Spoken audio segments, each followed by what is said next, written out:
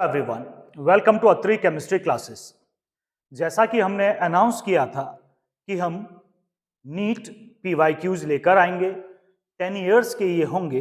ये मानिएगा कि 2014 से लेकर 2023 तक ये कलेक्शन होगा और चैप्टर वाइज ये होगा। दूसरा, सीबीएसई बोर्ड के पीवाईक्यूज भी हम लेकर आएंगे अपने चैनल पर, और तीसरा जेई मेंस के भी पीवाईक्यूज हम लेकर आएंगे। पहले हम नीट की बात कर लें, चूंकि शुरुआत उसी से हम कर रहे हैं। यूनिट वाइज ये पीवाईक्यूज आपको मिलेंगे।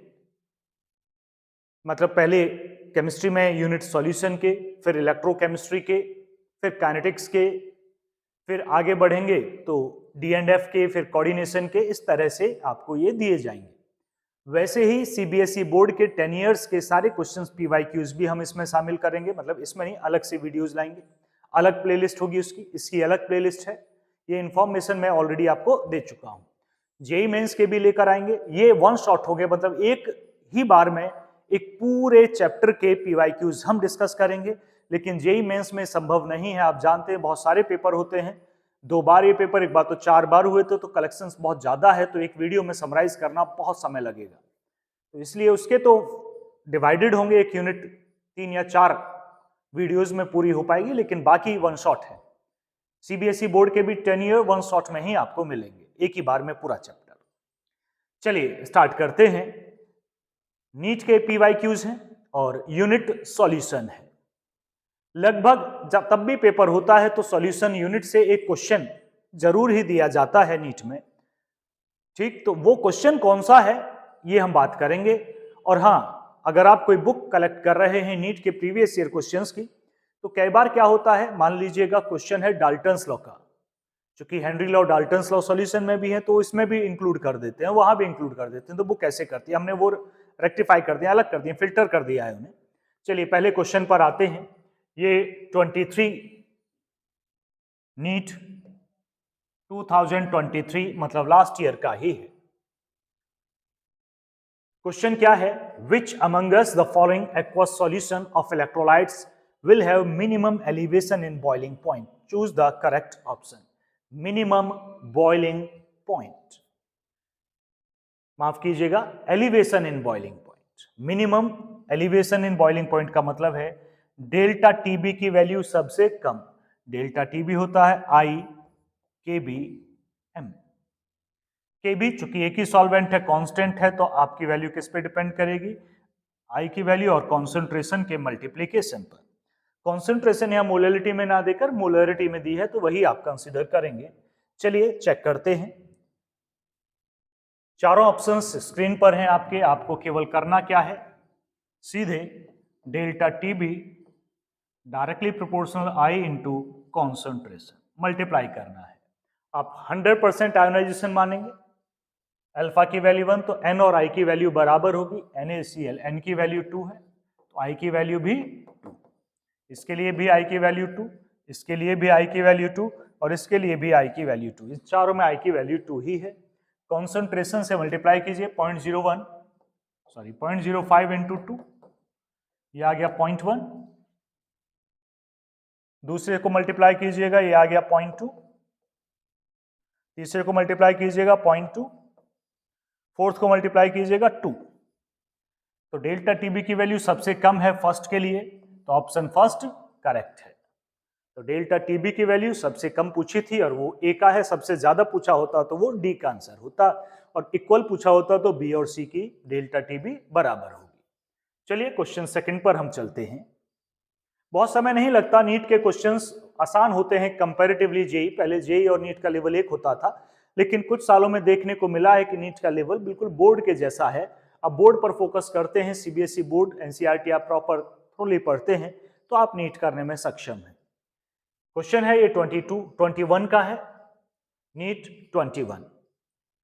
क्वेश्चन है, the following solutions were prepared by dissolving 10 gram glucose in 250 ml of water, 10 gram of urea in 250 ml of water and 10 gram sucrose in 250 ml of water. आप देख पा रहे हैं तीनों में जो वेट है वो 10 ग्राम ही है, और जो वॉल्यूम है वो 250 ml ही है। तीनों में वॉल्यूम भी बराबर है और वेट भी बराबर ही डाला है। और क्वेश्चन है डिसॉल्विंग किया गया है P1, P2, P3 दिए हैं। The right option for decreasing और ऑस्मोटिक प्रेशर, P का मतलब यहाँ ऑस्मोटिक प्रेशर से है। ऑस्मोटिक प्रेशर हमें निकालना है, हम एक बार कलेक्ट कर लेते हैं। ग्लूकोज यहाँ पर है, ग्लूकोज के लिए P1 है ऑस्मोटिक प्रेशर, यूरिया के लिए P2 है और जी सुक्रोज के लिए P3 है। ऑस्मोटिक प्रेशर का फॉर्मूला आप जानते हैं, पाई इक्वल टू ICRT।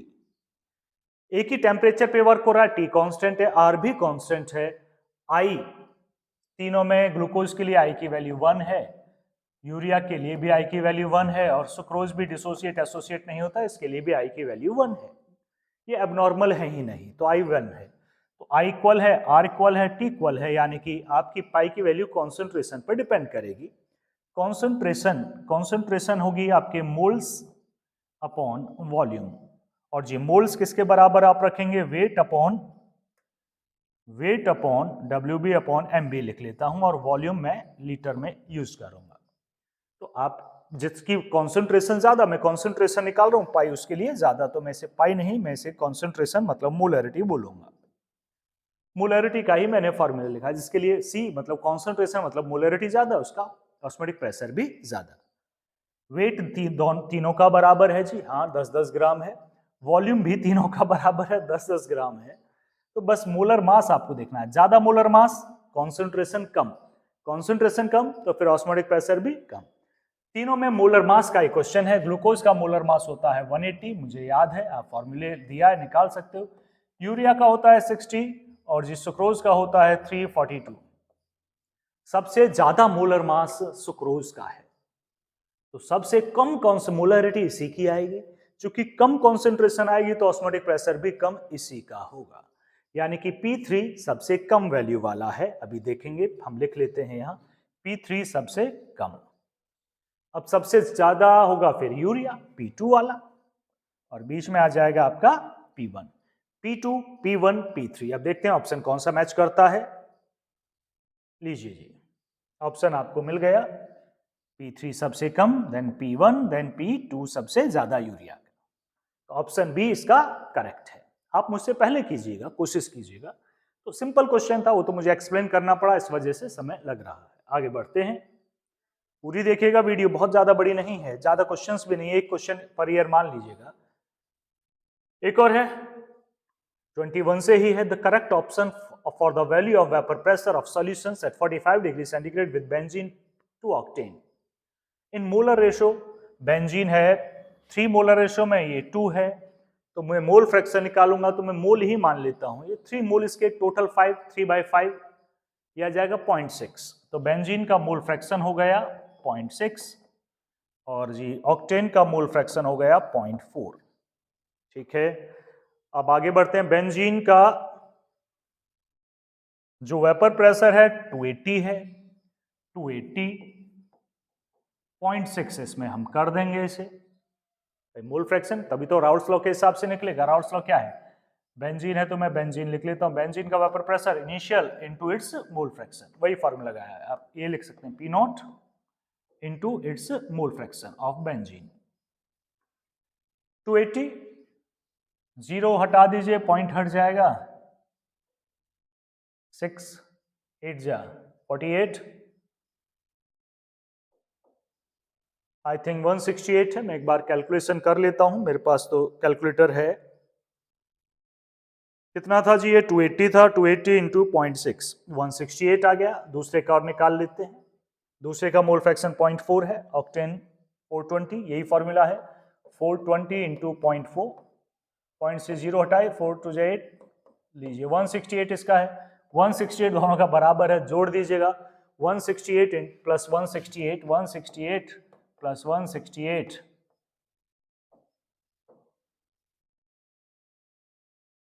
ये 336 है। अब आंसर देखते हैं, वेपर प्रेशर 336, याद रखिएगा 336 आपका ऑप्शन है डी, 336 mm ऑफ Hg। ये भी इसी क्वेश्चन था, कोई मुश्किल नहीं इस क्वेश्चन में, काफी आसान क्वेश्चन नीट से बिलोंग करते हैं। आप नजर बनाए रखिएगा और हमसे पहले कोशिश कीजिएगा आंसर दें, या वीडियो रोक कर दीजिएगा। ये 2020 का है। ये कोविड के टाइम में जब एग्जाम था तो उसका है the freezing point depression constant, that's a KF ये KF है, KR नहीं है। Benzene is 5.12, the freezing point depression for the solution of molality given है। नॉन इलेक्ट्रोलाइट है तो इसका मतलब हो गया जी आपका जो I की वैल्यू है वो 1 है, तो I इन्वॉल्व है ही नहीं, ये मानिएगा। मोलैलिटी आपको गिवन की गई है, KF की वैल्यू आपको गिवन की गई है, ये रही 5.12। आपको जो निकालना है वो क्या निकालना है? Freezing point depression. Constant benzene ये है, फ्रीजिंग पॉइंट डिप्रेशन आपको चाहिए। Delta TF, you require the delta TF, formula IKFM। I 1 है तो इंक्लूड नहीं कीजिएगा, KF इंटू M करना है। सीधा सा आपको KF की वैल्यू है 5.12, ये रही, और जी मोलैलिटी है आपकी 0.078। मल्टीप्लाई कीजिएगा, आपका आंसर आपको मिल जाएगा। मल्टीप्लाई तो कर ही सकते हैं। चलिए आगे बढ़ते हैं हम नेक्स्ट क्वेश्चन पर।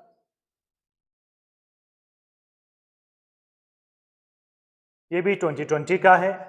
The mixture which shows positive deviation from Brauer's law, ये आपको याद रखना होगा। हम वैसे अपने एग्जाम्स में कई बार देते रहे हैं positive deviation, negative deviation, minimum boiling isotopes, maximum boiling isotopes के मिक्सचर मतलब कौन कौन से सॉल्यूशन ये शो करते हैं। तो पॉजिटिव बेंजीन टॉल्यूइन तो भैया आइडियल है। एसीटोन क्लोरोफॉर्म नेगेटिव डेविएशन के लिए जाना जाता है। ये दोनों एक ही जैसे होंगे, ये भी लगभग आइडियल ही होंगे, तो आंसर है आपका डी। पॉजिटिव डेविएशन कौन शो करेगा आपका? Ethanol and acetone. Simple question था ये भी। आगे बढ़ते हैं नेक्स्ट क्वेश्चन पर। हमें अभी हम 2020 पर हैं, 2019 पर हैं, हमें 14 तक जाना है, 10 ईयर तब कवर हो पाएगा। The mixture that forms the maximum boiling isotopes, देखा मैंने कहा था ना, ये पूछे जाते हैं मैक्सिमम बॉइलिंग आइसोटोप्स का एग्जाम्पल आपको बताना है। और हाँ, एक और चीज बता दें, minimum boiling isotopes, maximum boiling isotopes को अगर आपको याद करना हो तो आप किस वे में याद कीजिएगा कि परसेंटेज के साथ, किसकी कंपोनेंट की कितनी परसेंटेज है, क्योंकि ये भी मायने रखता है और ये भी पूछ लिया जाता है। आगे बढ़ते हैं नेक्स्ट क्वेश्चन, इसके ऑप्शंस पर। नेक्स्ट क्वेश्चन तो इसके बाद आएगा भाई। माइक ही सेट नहीं हो रहा, हाँ जी। चलिए आगे बढ़ते हैं। इसका ऑप्शन है, हमें देखना था maximum boiling isotopes, maximum boiling isotopes, हाँ जी रहा। Water and nitric acid percentage 68 and 32% में होता है। आगे बढ़ते हैं, 17 पर हैं हम। If the molality of the dilute solution is doubled, अगर आप किसी सॉल्यूशन की मोलैलिटी डबल कर देते हैं, अगर आप डबल करते हैं, the value of molar depression constant will be, तो मोलर डिप्रेशन कांस्टेंट KF की वैल्यू पे क्या फर्क पड़ेगा? आप जानते हैं कि मोलैलिटी डबल ट्रिपल कुछ भी कीजिएगा, KF की वैल्यू कांस्टेंट है, फिक्स रहेगी, वो नहीं बदलेगी। तो आंसर है अनचेंज्ड। आंसर क्या है? अनचेंज्ड। सी करेक्ट आंसर है। आगे बढ़ते हैं नेक्स्ट क्वेश्चन पर। ये 16 का है अब। द वेन थ्रो factor for dilute aqueous solution, dilute है इसका मतलब कंप्लीटली डिसोसिएट आप मानेंगे, अल्फा की value 1। Solution of the strong electrolyte barium hydroxide, barium hydroxide आपके पास है। बेरियम हाइड्रोक्साइड होता है जी भाई साहब BaOH का होल ट्वाइस। डिसोसिएट कैसे होगा? Ba double positive plus 2OH single negative. तो कितने हैं? N की वैल्यू है 3, 3 चीजें बन रही हैं, 3 आयंस बन रहे हैं। अल्फा की वैल्यू है 1 भाई साहब। तो फॉर्मूला क्या है आपका? आप जानते हैं formula, alpha equal to I-1 N-1। Alpha की वैल्यू 1 तो I-1 इक्वल टू N-1। 1 से 1 -1 से 1 -1 कैंसिल, तो I इक्वल टू N और N की वैल्यू है 3, तो I equal to 3। The correct answer is I equal to 3। 0 1 2, I am sure D option 3 ही होगा। ये रहा जी आपका करेक्ट ऑप्शन है 3। नेक्स्ट क्वेश्चन पे बढ़ते हैं, 16 पर पहुंच रहे हैं। Which one of the following is incorrect for an ideal solution? Ideal solution के लिए कौन सा गलत है, इनकरेक्ट आपको बताना है, पहचानना है। Delta H on mixing equal to 0, दुनिया भर जानते हैं आइडियल के लिए डेल्टा H 0 होता है। Delta U on mixing equal to 0, internal energy change भी 0 ही होती है। Delta P equal to P observed minus P calculator, बिल्कुल डेल्टा, हाँ आपको वैसे देख के ही पता चल जाएगा। Delta G on mixing is not equal to 0, sorry माफ कीजिएगा, इक्वल टू 0 लिखा है जो कि गलत है, क्योंकि मिक्स हो रहा है तो डेल्टा G की वैल्यू नेगेटिव होगी, इसका मतलब होगी लेस देन 0। तो करेक्ट मतलब हमारा ऑप्शन ये सही है क्योंकि ये इनकरेक्ट है और इनकरेक्ट ही आपसे पूछा गया है। डी, एक बार फिर से देख लें, इनकरेक्ट। क्वेश्चन क्या था? इनकरेक्ट। तो delta G equal to 0 incorrect है, तो ये हमारा सही आंसर है। AIPMT हुआ करता था 15 और उससे पहले 13 में एक बार नीट जरूर हुआ था, तो 15 का ही क्वेश्चन है। What is the mole fraction of a solute? 0.1 molar aqueous solution. आपको याद होगा दोनों में एक रिलेशन हम ड्राइव करवा लेते हैं। Mole fraction of a solute equal to molality upon molality plus 55.5 अगर एक्वस सॉल्यूशन है तो एक्वस सॉल्यूशन ओनली। क्वेश्चन बच्चे पूछते हैं सर एक्वस सॉल्यूशन नहीं है तो फॉर्मूला क्या होगा? तो फॉर्मूला होगा Xib equal to molality upon molality plus 1000 upon molar mass of solvent. चूंकि यहाँ सॉल्वेंट है वाटर, तो वाटर का मोलर मास 18 को से 1000 डिवाइड कीजिएगा 55.5 आएगा, इसलिए हम डायरेक्ट लिख लेते हैं। मोलैलिटी यहाँ गिवन है 1 और 1 को 55 में जोड़िएगा तो आ जाएगा 56.5। अब हमें बस डिवाइड करना है, हमारे पास हमने कहा कैलकुलेटर है। 56.5 0.017, आपको आदत होनी चाहिए कैलकुलेशन की। 0.017 ये सी वाला ऑप्शन सही है। देखिएगा 0.017 एक बार और दिखा देते हैं आपको, 0.0177, तो करेक्ट आंसर सी। इस फॉर्मूले को याद रखिएगा जो हमने बताया अभी। ये रिलेशन है, डायरेक्ट रिलेशन है मोलैलिटी और मोल फ्रैक्शन ऑफ सॉल्यूट के बीच। ना पता हो तो हमें कमेंट में बताइएगा, हम आपको अवेलेबल करवाएंगे सारे लेक्चर्स। ये है 2015 में कैंसिल हो गया था एक बार एग्जाम, वो कैंसिल्ड हुआ था ये पेपर, लेकिन ये क्वेश्चन वहां आया था तो उससे हमने कंसीडर किया है। Which one of the following electrolyte has the same value of Ventov factor as the aluminium sulfate if all are 100% ionized? 100% alpha equal to 1, alpha 1 है तो I की वैल्यू N के बराबर होगी जितने में वो डिसोसिएट होगा।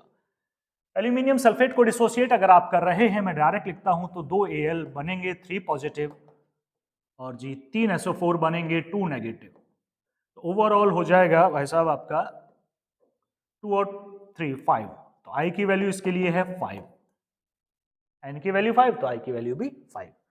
इसमें आएगी 3 और 1 4, इसमें आएगी 4 और 1 5, ये है जी, ये इसी तरह डिसोसिएट होगा। 4K positive plus Fe CN6 4 negative, 4 ये और 1 ये 5, तो N की वैल्यू 5 तो I की वैल्यू भी 5, तो दोनों इक्वल है, तो आंसर है बी। बी करेक्ट आंसर है। आपको ने मुझसे पहले कर लिया होगा, बड़ा इजी क्वेश्चन है, कोई मुश्किल क्वेश्चन सॉल्यूशन से नहीं आते हैं। आप चैप्टर वाइज तैयार कीजिएगा अपने आप को। आगे बढ़ते हैं, 2014 है ये लास्ट क्वेश्चन है क्योंकि हमने कहा था 14 तक ही हम कलेक्ट करेंगे भाई, 10 ईयर हमें कलेक्ट करना है, तो 14 तक है। Of the following 0.1 m aqueous solutions which one will exhibit the largest freezing point depression? Delta TF किसका सबसे ज्यादा होगा? ध्यान दीजिएगा, डेल्टा TF सभी की कॉन्सेंट्रेशन है 0.1 m, तो डेल्टा TF आपको निकालना है, डायरेक्टली प्रोपोर्शनल टू I आप रख सकते हैं, लेकिन TF अगर पूछता, डिप्रेशन हटा दो वर्ड, फ्रीजिंग पॉइंट, तो ये मानिएगा ऐसे सोच लीजिएगा that is inversely proportional to I। जितना ज्यादा I की वैल्यू होगी, मैंने गलत लिख दिया यहां पर, ये फ्रीजिंग पॉइंट लिखूंगा, वो तो डेल्टा TF तो ऊपर लिखा हुआ है। जितना ज्यादा डिप्रेशन होगा भाई, I की वैल्यू ज्यादा तो डिप्रेशन ज्यादा, ज्यादा डिप्रेशन तो फ्रीजिंग पॉइंट कम, I की वैल्यू ज्यादा, डिप्रेशन ज्यादा, फ्रीजिंग पॉइंट कम, I की वैल्यू ज्यादा तो फ्रीजिंग पॉइंट कम, अपोजिट रिलेशन है। I की वैल्यू कम तो फ्रीजिंग पॉइंट ज्यादा। चलिएगा, हमें तो डेल्टा TF देना है, डायरेक्टली प्रोपोर्शनल टू I है। I की वैल्यू देखते हैं किसमें ज्यादा है, KCl के लिए I की वैल्यू है जी आपकी 2, 2 पार्ट में डिसोसिएट होगा, ग्लूकोज डिसोसिएट एसोसिएट नहीं होता, I की वैल्यू 1। अगले पर चलते हैं, एल्यूमिनियम सल्फेट I की वैल्यू 5 और K2SO4 3 पार्ट में डिसोसिएट होगा, I की वैल्यू 3, तो सबसे ज्यादा I की वैल्यू यहां है और डेल्टा TF का फॉर्मूला है IKFM, M कांस्टेंट है सभी के लिए, KF कांस्टेंट होता ही है, तो directly proportional to I, C answer. ये हुए आपके नीट के PYQs, सॉल्यूशन यूनिट के हैं, 10 इयर्स हैं ये, एक ही वीडियो में आगे 1 शॉट वीडियो है ये। अगले चैप्टर भी, अगले चैप्टर में थोड़े ज्यादा हैं, थोड़े नहीं ज्यादा, डबल के बराबर हैं। इलेक्ट्रोकेमिस्ट्री से काफी पोर्शन आता है और जो रेडॉक्स का पार्ट है वो भी हम इलेक्ट्रोकेमिस्ट्री में कुछ कुछ शामिल कर लेते हैं, इस वजह से और थोड़ा बढ़ जाते हैं। तो उसकी वीडियो थोड़ी बड़ी हो सकती है, लेकिन चैप्टर वाइज हम आपको PYQs प्रोवाइड करेंगे। नीट पहले 12th लेंगे, फिर 11th लेंगे। इस वीडियो में इतना ही था। धन्यवाद।